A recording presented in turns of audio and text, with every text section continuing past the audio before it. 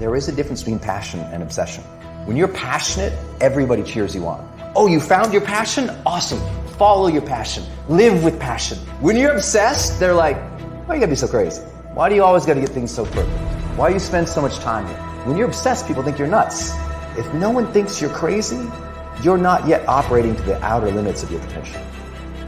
Go after your dreams, right? Go after it. I never compromised that. I never allowed anybody to tell me what I was capable of accomplishing. I never let anybody tell me that I can't do. I'm not afraid to fail. I'm not afraid to fall over, make a mistake.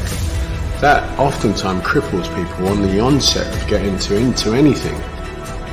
The best way to contend with problems, with issues, with adversity is action, is by taking action. The more you sit and the more you wait and the more time you spend with that adversity, with the upper hand inside your head, the worse it's going to get.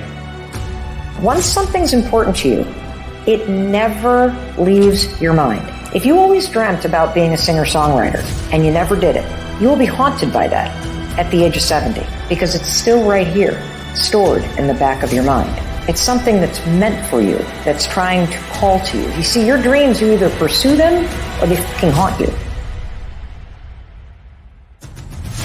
Until your mind is open to the possibilities that I can do this, you would never be able to do it. Once the mind starts to believe it can be achieved, only then does it start to break down tactically how we can do this.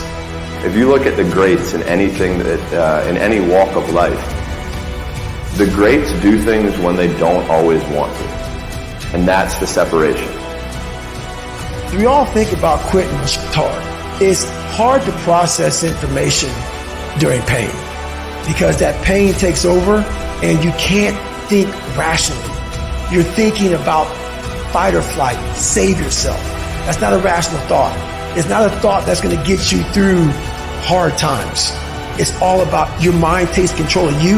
You have to say, you, I run this motherfucker. You need to make it a habit to start every fucking day validating yourself, cheering for yourself, because life is a marathon.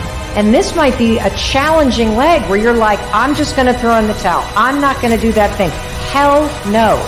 If you're standing in front of that mirror, you deserve to feel the support and empowerment and encouragement that you need. You are doing so much every single day that you don't give yourself credit for. When you invest in something and you hustle and you work for something, you got a different type of attachment to it. You're going to have a cold day in hell for somebody to try to take this from you. We live by this, we die by this. We don't surrender, we don't retreat. Effort is isolated. The reason why effort is isolated is because nobody can dictate. Effort is 100% in the mind. I live for today, and I don't care what happened yesterday. I live in the moment because that's the only thing we have in our lives, are moments in time. And as soon as I've gone out that door, we can never reverse back and play it again because it's real life. It's not a dress rehearsal. So I don't really care what happens 5 minutes ago. I'm just going to keep going today and living today and enjoying myself because I know what God gives, God can take away in the flash of a second. It can all be turned upside down, and I've experienced it. Sometimes in life when everything's going great for you and you don't know good from bad, you need to experience a little rain sometimes so you can enjoy the sunshine again. And now I'm happy for the small things in life. Do you realize that every day you thought you wasn't going to make it? Do you remember them days where you thought it was absolutely unbearable and you thought you wasn't going to endure that one? Do you know that your survival rate for every last one of them bad days is 100%? You survived every hater.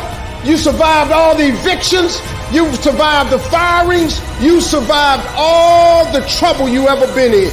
Your survival rate is 100%.